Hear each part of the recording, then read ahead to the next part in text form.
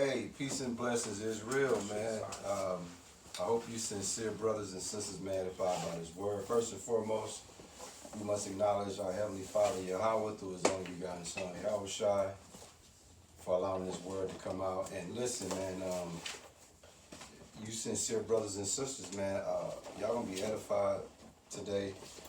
It's gonna be a quick word, man. We gonna get right to it. You got the elder of the church here, his son, his right hand man, myself here, man, and we're gonna try to bring you something of substance today. And the first thing I want to speak on, man, my bro, we already talked about this off camera several times. And before I even name the title, let me just preference what we're gonna speak on this first word. My bro is holding at Matthew 21, 12, 13. When we first came into this gospel almost a decade ago, it was a lot of zeal, a lot of passion, a lot of hunger, a lot of energy, a lot of sincerity in regards to doing this thing as far as preaching His word, man. But now, it's not even about Yahweh through His only begotten Son, Yahweh Shai. Man has me and my bro, we talk about it all the time. This Bible now is the get-rich scheme.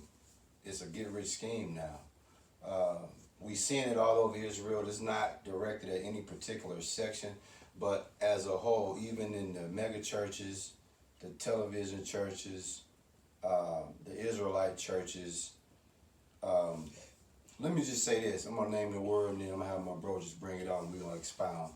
1,000 years ago, it was foretold that the Holy Bible will be used as a get-rich scheme.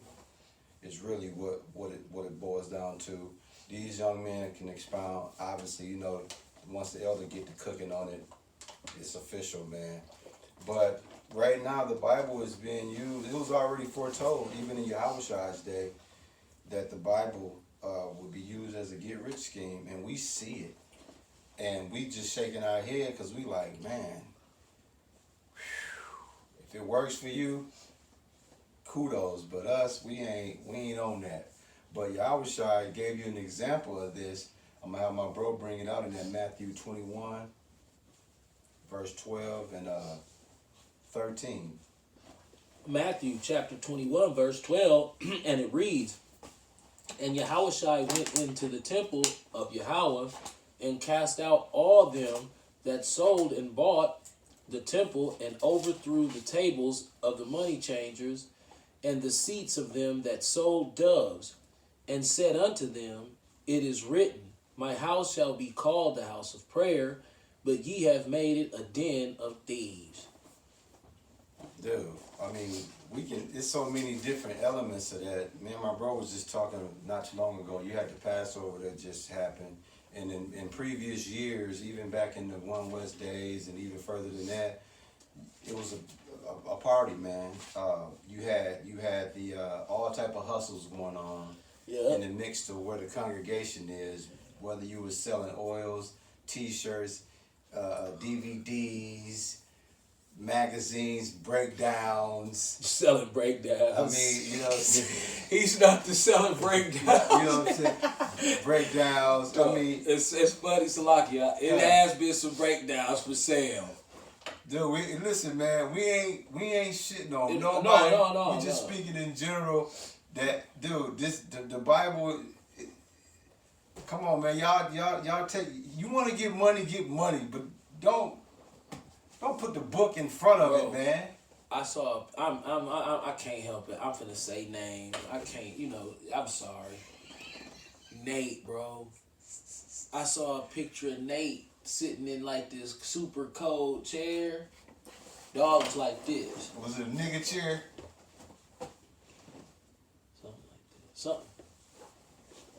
Bishop Nate or something like that. Okay. It's like a rap album cover though. Oh yeah. It wasn't nothing wrong with it. it. The nigga chair. But we already know how he is, so that just kind of went like it go with his character as far as like he was the one selling breakdowns. Let's just keep it in there.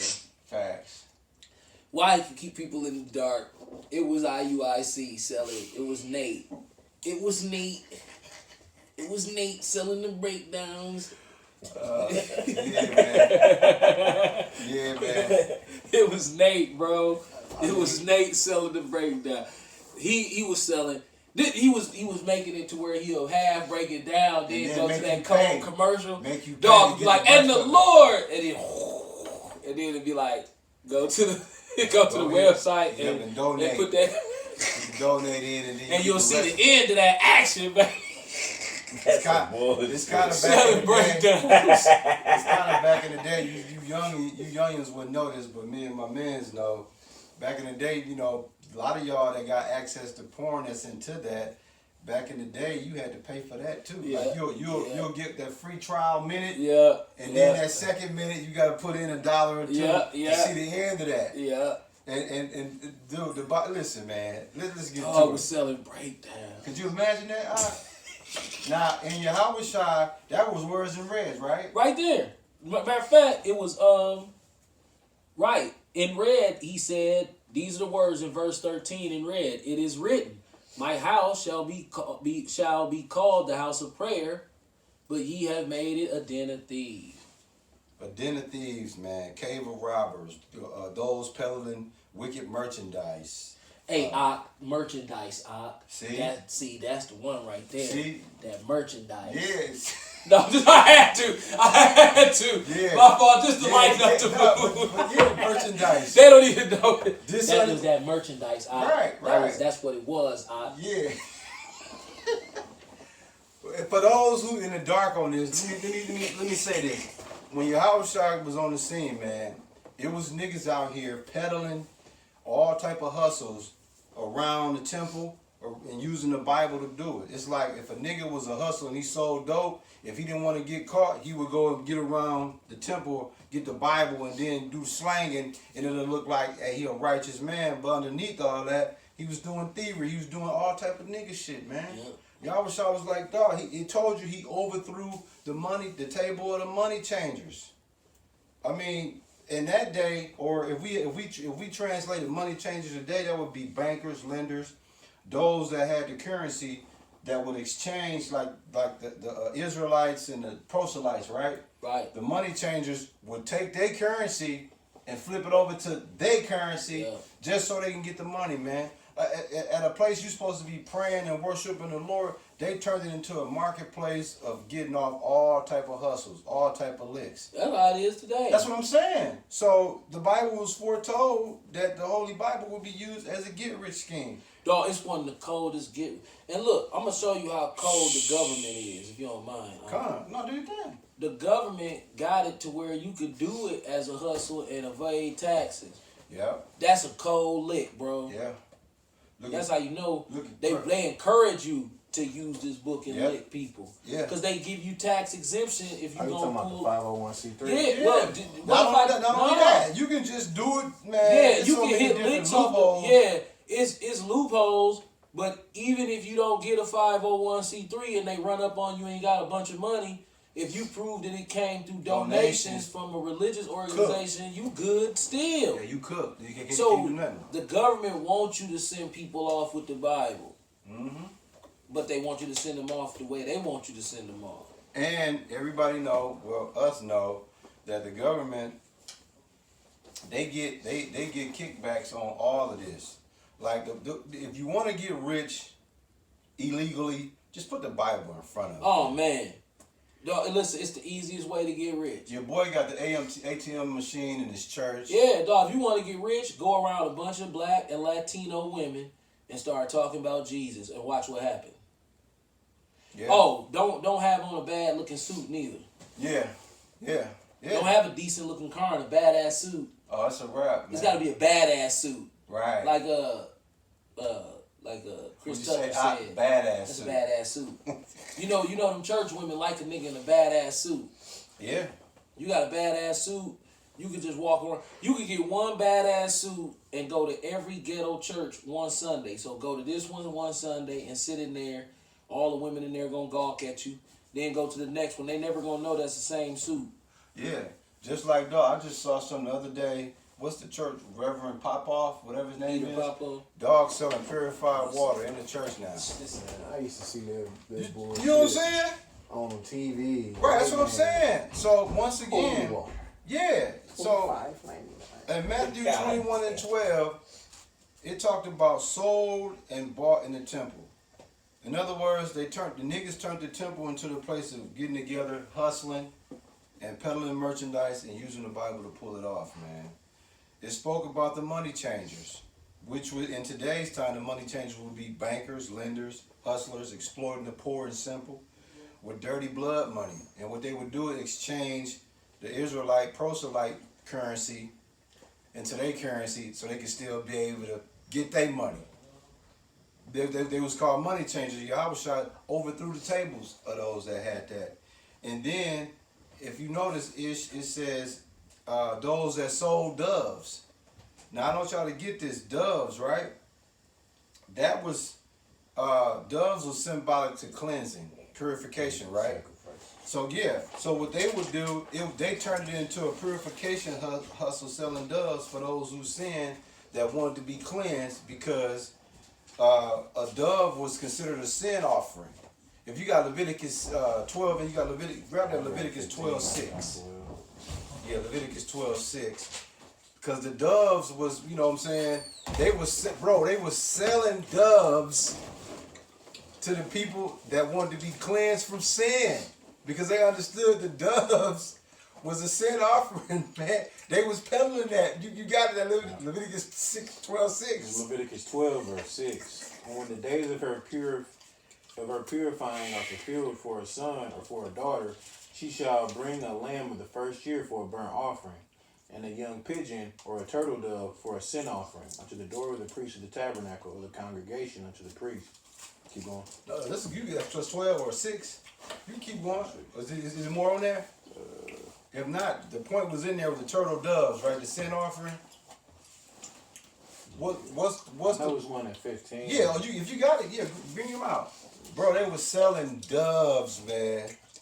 Like, dude, the doves is symbolic to purification. And like I said, they were. It was a purification hustle of selling doves to the women and those who sinned and wanted to be cleansed, and that wasn't what that was for. I mean, that was the doves was symbolic, for a sin offering, man. So when people got those, they weren't getting them as pets. They was getting them to get their shit back in order. You found it, Mike? Yeah, I found one. You bring them out. Let them know what you're bringing. Leviticus chapter 15, verse 13 through 14. And when he that hath an issue is cleansed of his issue, then he shall number to himself 7 days for his cleansing, and wash his clothes, and bathe his flesh in running water, and shall be clean. And on the 8th day he shall take him 2 turtle doves or 2 young pigeons, and come before the Lord unto the door of the tabernacle of the congregation, and give them unto the priest. And the priest shall offer them, the one for a sin offering, the other for a burnt offering. The priest shall make an atonement for him before the Lord who has an issue. See, listen, man. I know you holding that First Peter, right?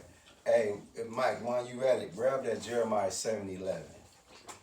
Listen, y'all, we transitioning, man. What are we talking about, man? Man, my bro was, before he stepped out, we was talking about the Bible being used as a get-rich scheme.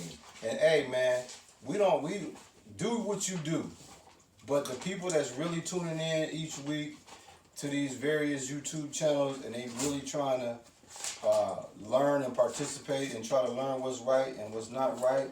You said 7:11. Yep, Jeremiah 7:11. Yeah, we ain't with none of that, man. Yahushua, he was offended that the Pharisees and the heathens was turning the temple into a hustling playground, and that wasn't what it was for.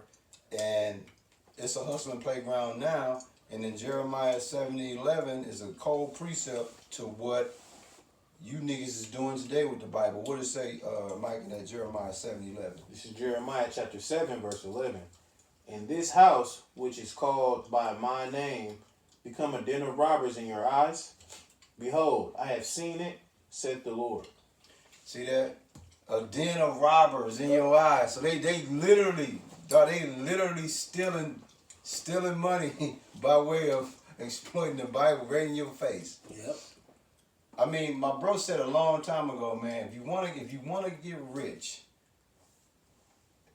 if you the wrong hands, if this Bible get in the wrong hands, a person can get rich easy with this. Go to the black neighborhood with a nice suit on, around some black and Latino women, and keep screaming, "You a man of the Lord." It's gonna go down. And then if you really want to get rich, just say the black woman is God. Yep. As long as you got the Bible in your hand, you tell the black woman is God, what's gonna happen? She gonna be like, "Oh, okay. What should God do?" Yeah. They gonna go right along with it. I don't know what that is, but it's something that tends to work. Yeah, the tights, bro, gonna be coming in like clockwork, ain't it? Yeah. How we look on time? We're gonna be quick, man. We ain't gonna play with them. 16 minutes. You can stop him. Did you have something else? I could probably find something if you want me to. No, we good. If y'all, I thought you was holding something. I think it was something in Peter and something in Luke that talk about that too. But Okay, yeah, just stop him. We're gonna keep him going.